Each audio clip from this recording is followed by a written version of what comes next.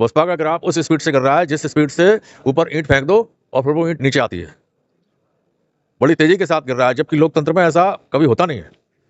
जितनी तेजी से बसपा का ग्राफ गिर रहा है, इसके पीछे आम जनता की कोई वजह नहीं है। ये वजह उस पार्टी के नेताओं की नीयत, उनकी नीति की है। जब नेता की नीयत सही होगी, नीति सही होगी और नेतृत्व करने का तरीका सही होगा तो वह पार्टी चलेगी।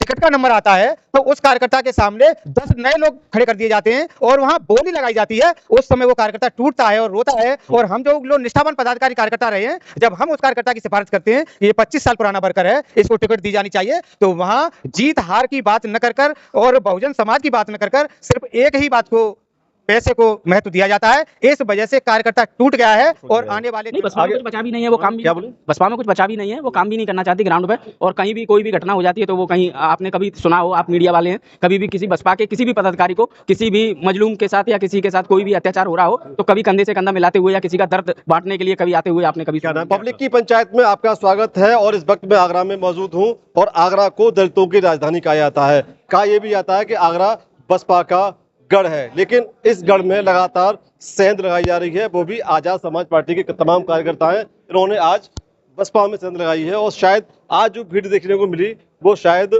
आजाद समाज पार्टी की कभी इतनी भीड़ हमने देखने को नहीं मिली। चौहत्तर साहब हमारे साथ मौजूद है। सर ये बताइए, मुझे लगता है कि शायद इतना बड़ा संगठन, जो भीड़ थी, संगठन आपकी पार्टी का कभी शायद देखने को नहीं मिला। क्या हुआ आज?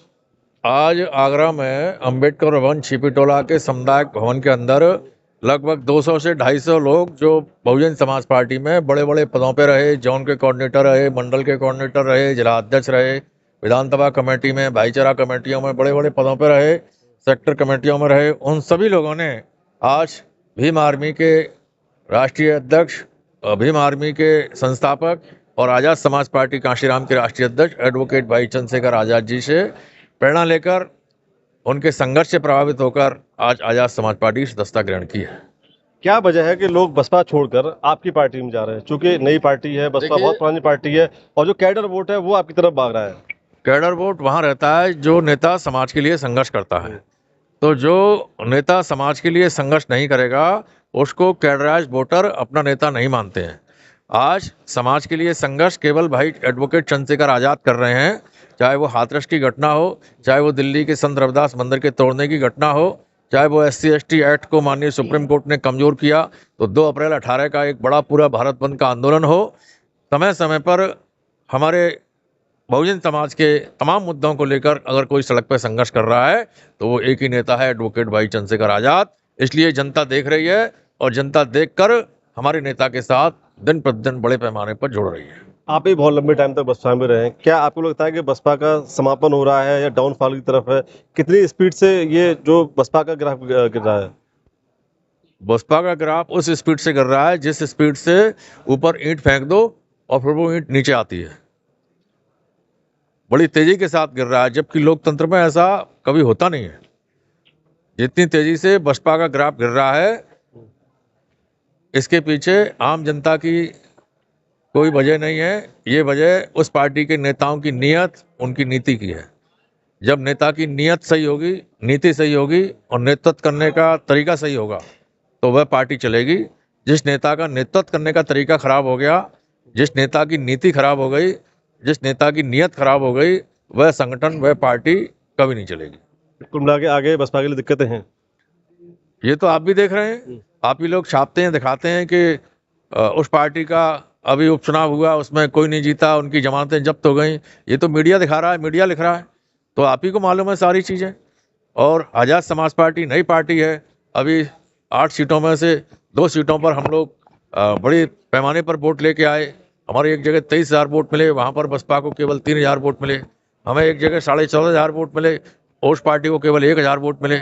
तो हमारी पार्टी अभी साधन नहीं है, इसके बावजूद भी हमारे कार्यकर्ता दिन रात साइकिलों से दौड़कर मेहनत करके समाज को तैयार करने में लगे हैं। आने वाला समय इस देश के अंदर आज़ाद समाज पार्टी का समय है। आज़ाद समाज पार्टी दबे कुचले शोषित पीड़ितों की पार्टी बनकर, आवाज़ बनकर पूरे देश में बढ़ेगी और बहुत जल्दी इसके परिणाम देखने को मिलेंगे। उत्तर प्रदेश में 2026 में मार्च अप्रैल में जिला पंचायत के चुनाव होने जा रहे हैं।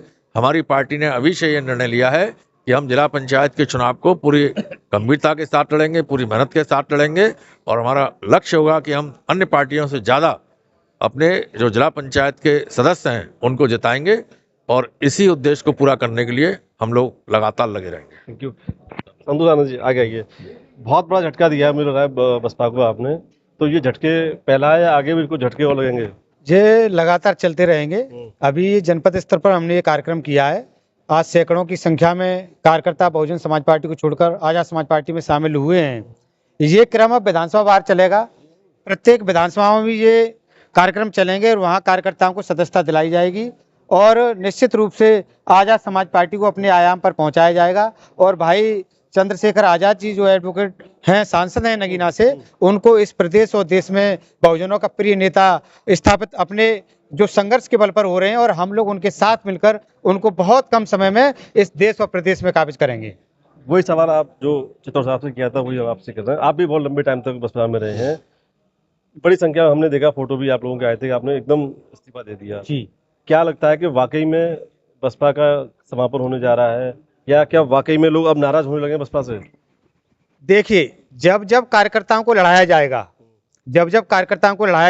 एक एग्जांपल दीजिए। कार्यकर्ता 20-25 साल से मेहनत करता है और जब पंचायत के चुनाव की, एमएलए के चुनाव की या पार्षद के चुनाव की बारी आती है, तब एक कार्यकर्ता जो 25 साल से लगातार मेहनत कर रहा है, ईमानदारी निष्ठा के साथ कर रहा है, चाहे वो किसी भी धर्म समाज का है, बहुजन समाज पार्टी का कार्यकर्ता है और बहुजन समाज पार्टी को लगातार उसने मेहनत की तैयार करने की, लोकसभा में भी ये बात है।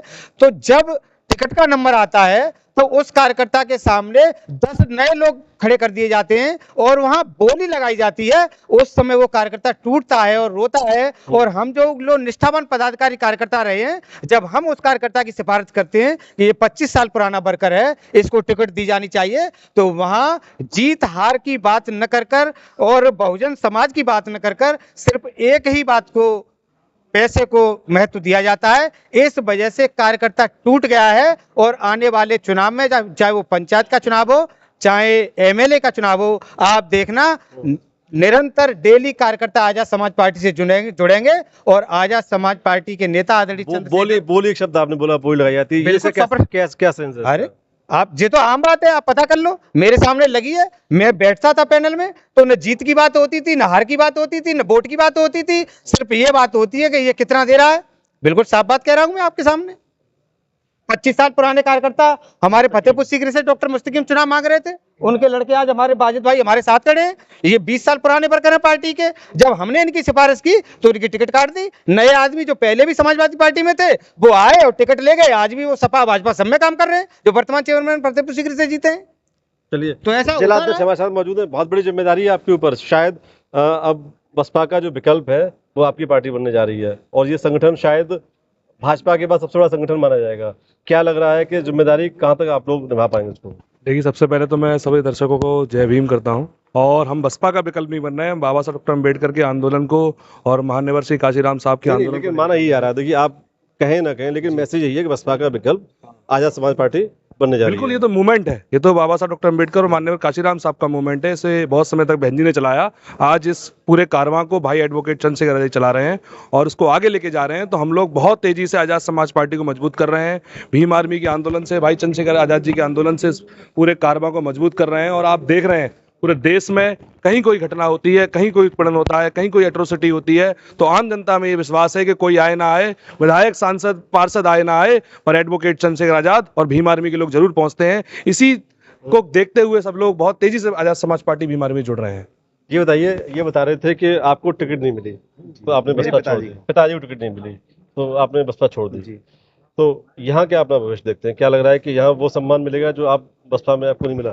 देखिए, जब से मैंने अपने परिवार में होश संभाला और देखा राजनीतिक करियर में, तो मैंने अपने परिवार को हमेशा अम्बेडकरवादी विचारधारा के साथ जुड़ता हुआ देखा और हर चुनाव में बीएसपी का झंडा थामा और बीएसपी को वोट दिया। सन 2005 से मेरे पिताजी ने एक कार्यकर्ता के तौर पर इस पार्टी का दामन थामा था और धीरे धीरे हमने वो दौर भी देखा जब पार्टी सत्ता में आई थी। कोई दिक्कत नहीं है, लेकिन सवाल ये है कि आपको टिकट क्यों नहीं दी उन्होंने? क्योंकि आप 25 साल पुराने वर्कर रहे हैं, आपकी फैमिली लोग रहे हैं, तो टिकट क्यों नहीं दी? क्योंकि टिकट तो मिलनी चाहिए थी ना, क्योंकि ये बार बार कह रहे हैं कि बोली लगाई गई। क्योंकि हम नोट नहीं दे पाए।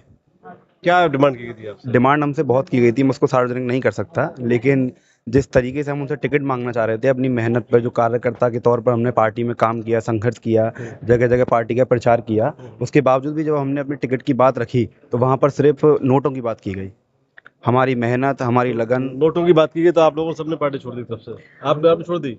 हाँ, हमने भी पार्टी छोड़ दी। मैं भी जो है बीएसपी से कई महत्वपूर्ण पदों पर रहा हूँ, जिले में उपाध्यक्ष रहा हूँ, प्रभारी रहा हूँ। आपने भी बसपा छोड़ दी? हाँ, हमने आज सैकड़ों लोग। अच्छा, आपने भी बसपा छोड़ दी? मैं बसपा में नहीं था, मैं कांग्रेस का। कांग्रेस में था, कांग्रेस छोड़ के आपने भी बसपा छोड़ी है क्या? क्या रविंद्र सिंह बघेल अच्छा, क्या हुआ एकदम? जमालपुर विधानसभा से यही है कि वहाँ पे अनदेखी की जाती है अच्छा। वर्कर की, और सिर्फ वहाँ पैसे का ही मूवमेंट चलता है और अभी कोई मूवमेंट बचा नहीं है।